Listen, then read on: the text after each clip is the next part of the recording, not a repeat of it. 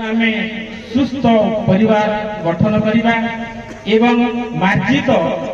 परिवार आम गठन करवा एवं सचेतन हेबा। बर्तमान विभिन्न क्षेत्र में जहाँ आम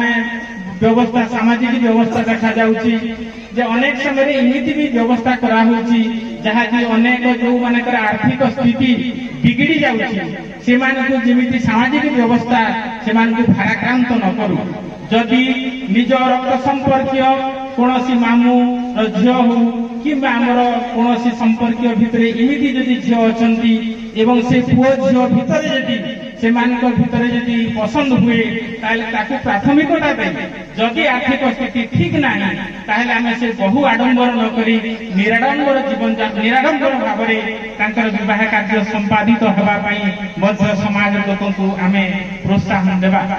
कारण आमर पाठ पढ़ार बहुत खर्च हो बर्तमान देखो आपण मैंने पढ़ार बहुत खर्च हो तेणु आम जदि सामाजिक व्यवस्था को अति कड़ाकड़ी करवा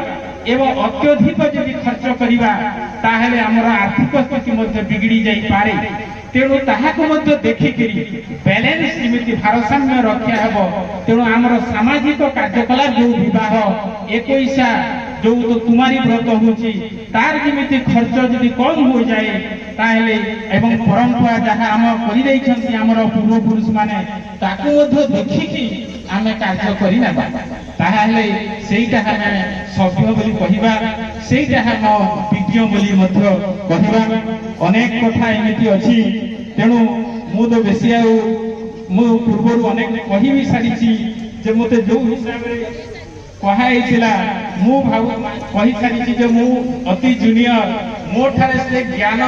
रही कि मु कहूना किंतु सार मानकर आग्रह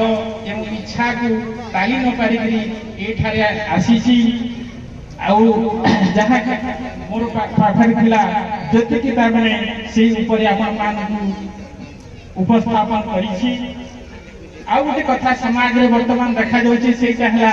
वार्धक्य पिता मातांकर जत्न ऊपर गोटे कथा आसुची।